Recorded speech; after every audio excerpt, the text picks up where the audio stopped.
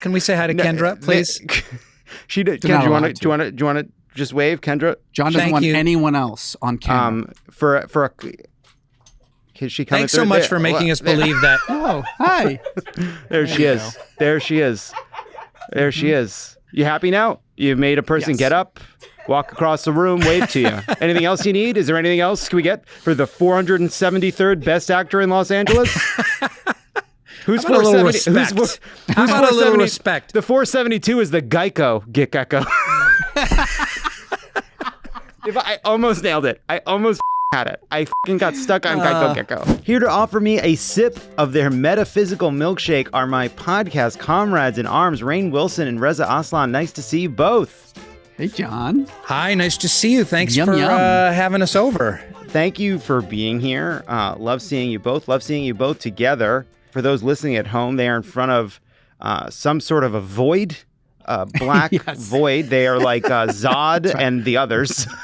My God, we are Zod and the other two. I'll be the girl evil Superman. That's General the Zod, the Superman.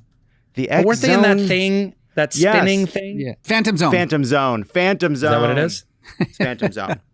Let's get into it. What a week. As cases rise precipitously, oh man, I'm coming in hot. All right. I'm coming in white hot. Wow. As cases rise precipitously in unvaccinated areas of the country, Alabama's Republican Governor Kay Ivey declared that it's time to start blaming the unvaccinated folks. And I'm like, we are. It's just hard for them to hear us over the beeping of all the machines. Oh, yeah. I'm really sorry. Let's just start right there. I know. Yeah. I mean, I was considering a tweet that I didn't do. Can I talk about on this podcast a tweet that I'm not going to tweet because I thought it was too far, and your joke went even farther, which was like, for the unvaccinated, I feel like when they take their respirators out of their mouth at the hospital, they can say, "I showed them." Putting joking aside, like someone. Here's how I was thinking about it recently, and to me, this made a lot of sense.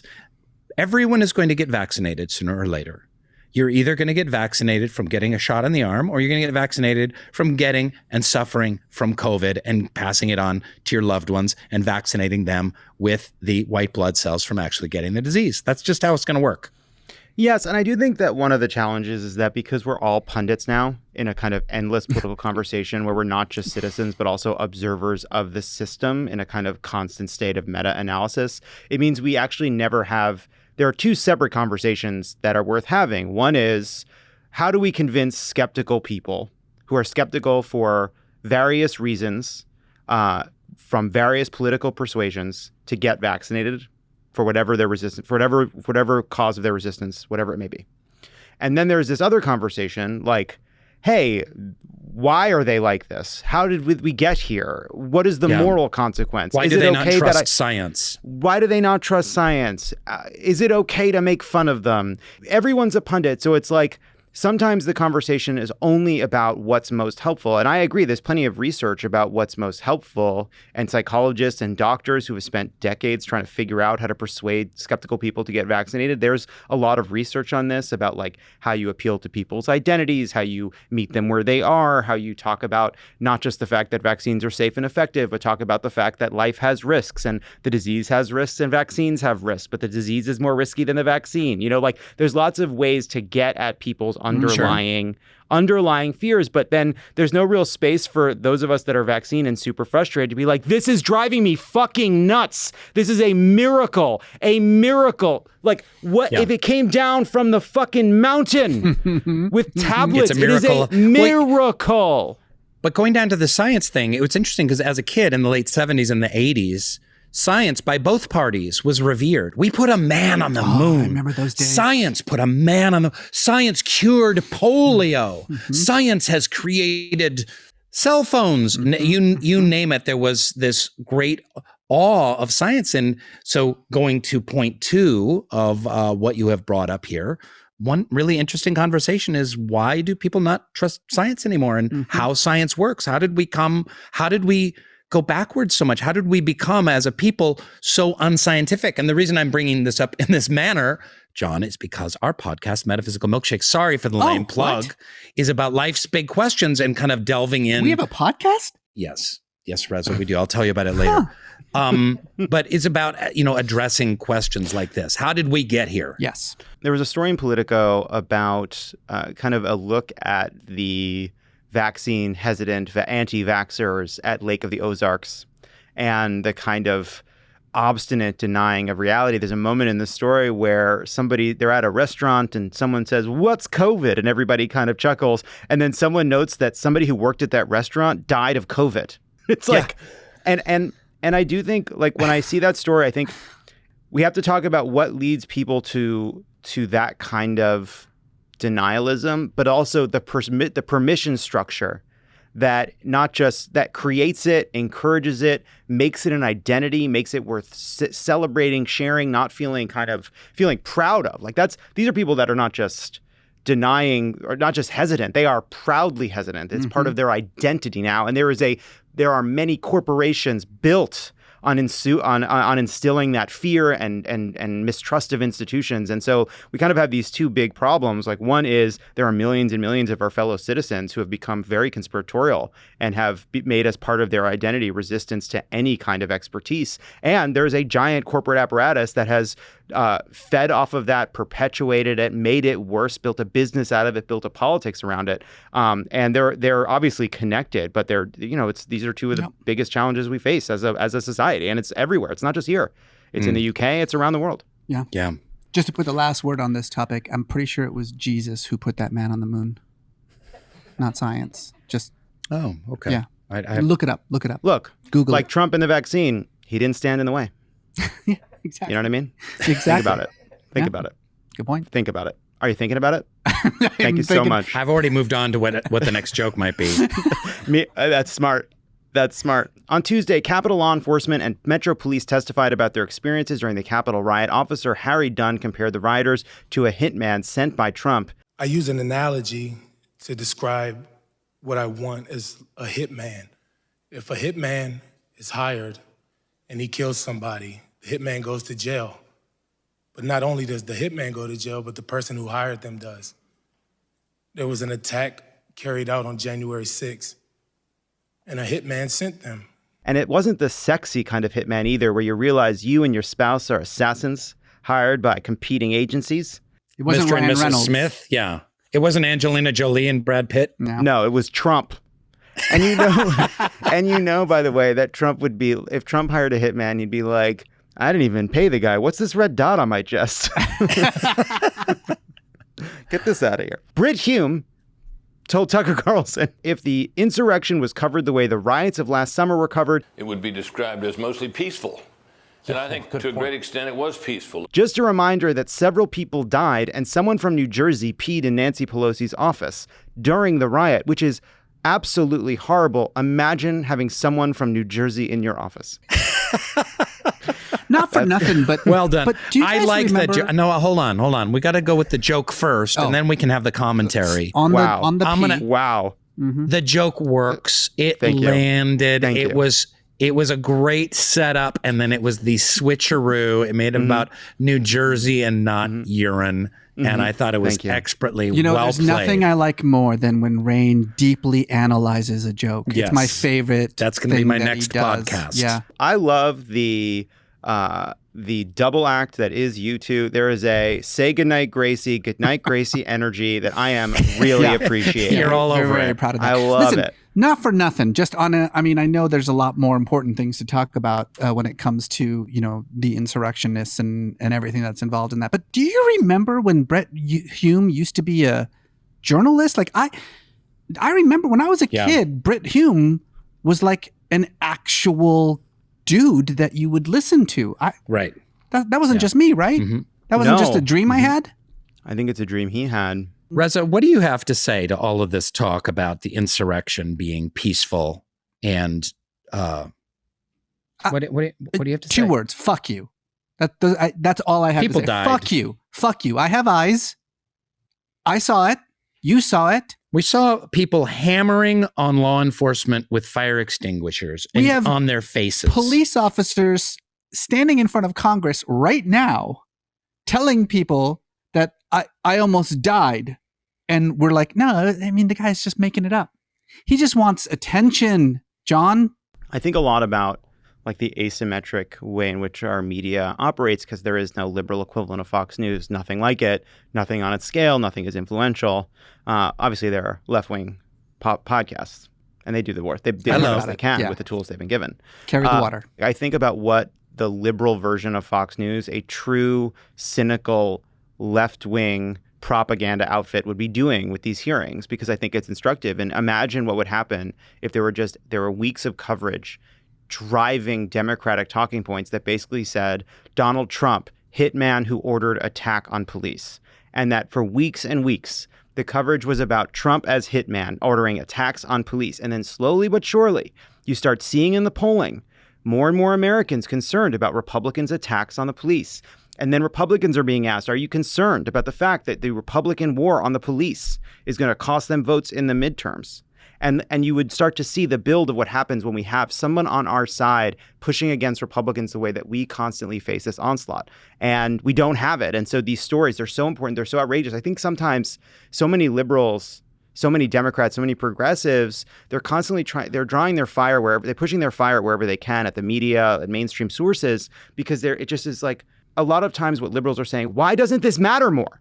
Why doesn't this matter more? Why is it your fault this doesn't matter more? Is it a bad headline that causes this not to matter more? Why is it Nancy Pelosi's fault or Chuck Schumer's fault? Is it the DNC's fault that this doesn't matter more? And it doesn't matter more because we don't have the left-wing infrastructure to make things matter the way the right has. We just don't have it. And I think sometimes it gets boring to have that same conversation over and over again. They have Fox News and Facebook, we don't. They have Fox News and Facebook, we don't. But so many of our problems, so many of our like frustrating political problems are born of that missing counterbalance. You know, we're just not good at politics. You're very smart. Our side is smart. not good at politics. You're a very smart, articulate human being. We had it. It was called Air America, and it was a huge success.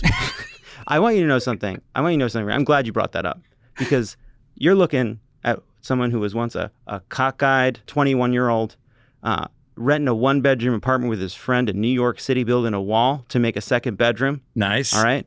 Who bought a radio so that he could listen to the first day of Air America Radio when Al Franken had B.B. Newworth pretend to be Ann Coulter locked in a closet.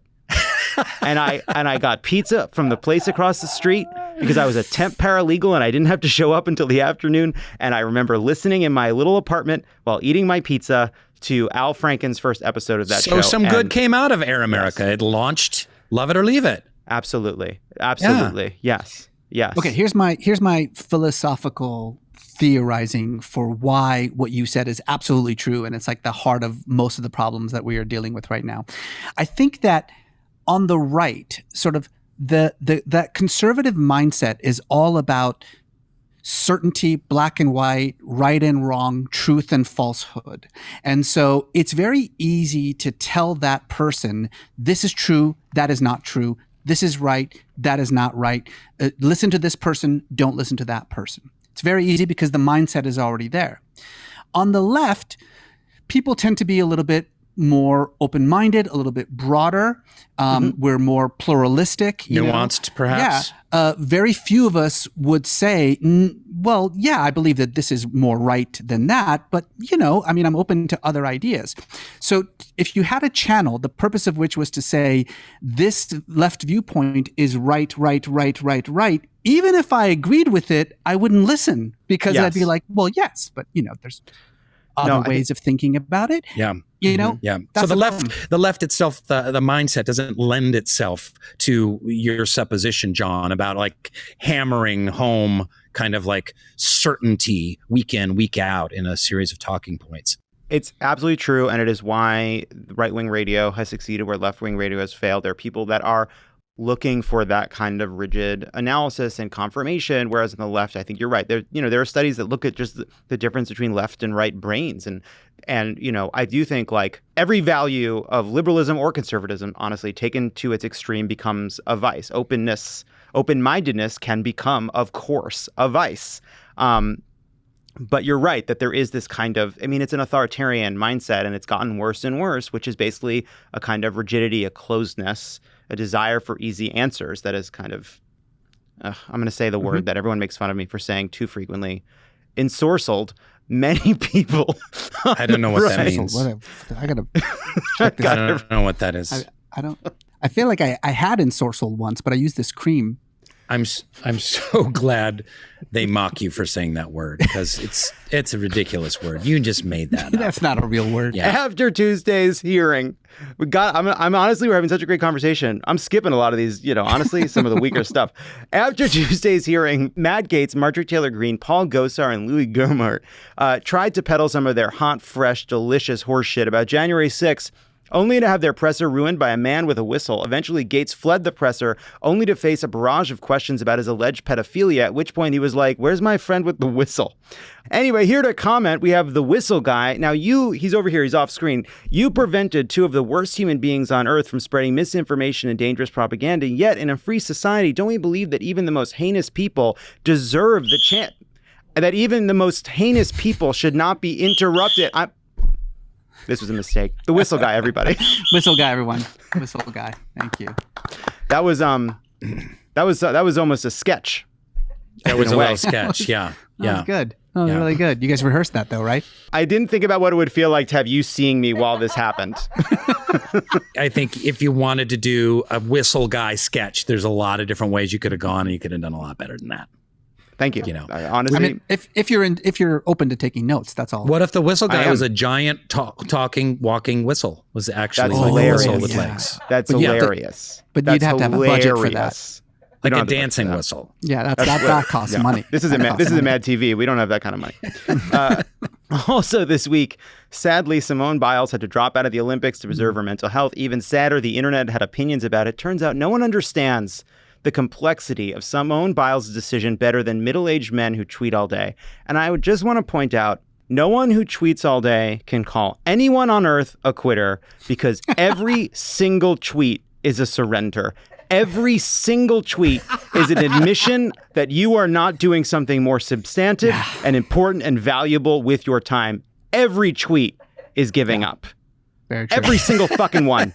Everyone, including the tweet where I wrote this joke and then recycled it here. It's true. So you pulled a Twitter joke and you expanded on it. Also, I just want to be clear that at several points today, I am going to make a joke about Simone Biles not participating. And I just want to be on the record with my actual view, which is it's sad she felt she had to do this. It looks like it felt absolutely awful. It takes genuine courage to admit when you're not in a position to participate in something you've trained your whole life to be a part of. I will also say a lot of liberals have been tweeting like they're crossing the fucking Delaware. Like these cringe tone poems. None of us will ever be as good at anything as Simone Biles is at gymnastics. Mm-hmm. And so, well, that's it. That's all I have to say about that.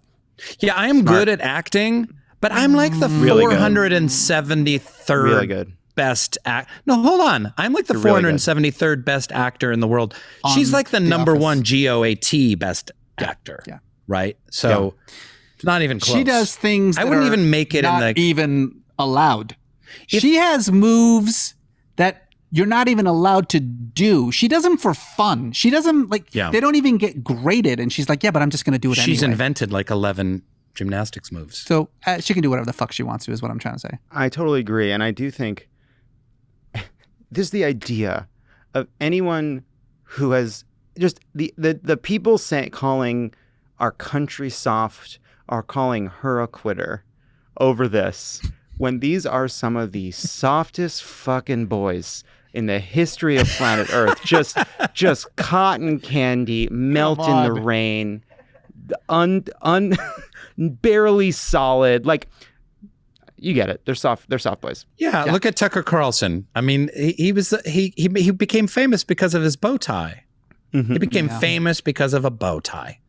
And he's calling her soft. Heir to a frozen food fortune. Yep. Which I think is cool.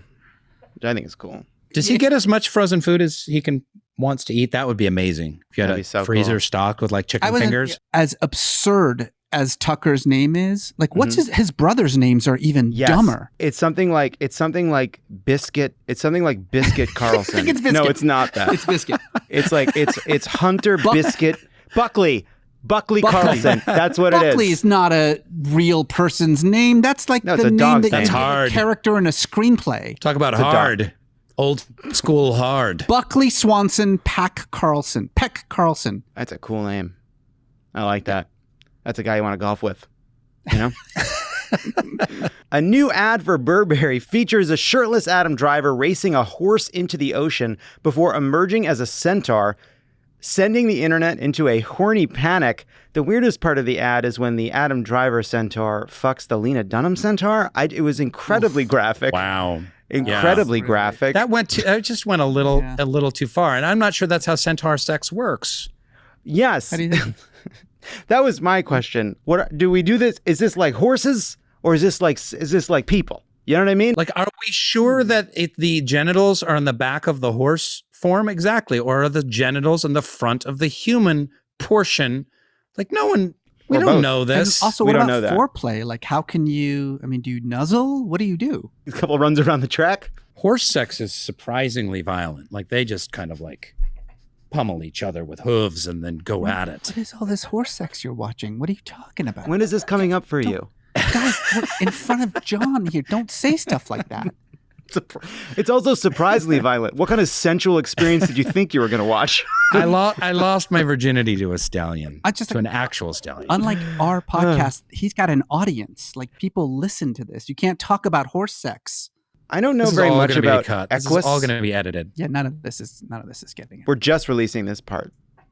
We're cutting it down to just these 30 seconds. We actually just find the best 30 seconds and we release that, and it's this part. And finally, Scarlett Johansson is suing Disney for releasing Black Widow in theaters and on Disney Plus simultaneously, which she says is a breach of her contract. It is so messed up that we always expect women of color to fight our toughest battles for us. She played Ghost in the Shell. She was in Ghost in the Shell. And I got that reference. She made that a was couple, good. Yeah. Really good. Yeah. I think it's cool to sue Disney. I'm not speaking to the merits of it. I just think it's such a cool company to sue.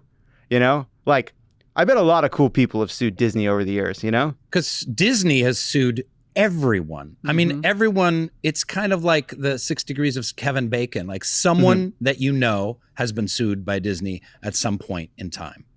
Yeah. I have a lot of things to say about Disney, but I'm just going to keep them to myself because I live in Los Angeles and, you never know. It's kind of like Scientology. You can't really badmouth it because you're afraid. Yeah, like, I could talk shit about Scientology, but Scientology's not going to buy a spec script. I love Disney and I love everything Disney's doing. And I think Disney, my personal view just to be clear, my personal view on the lawsuit is I think everything Disney is doing is really smart.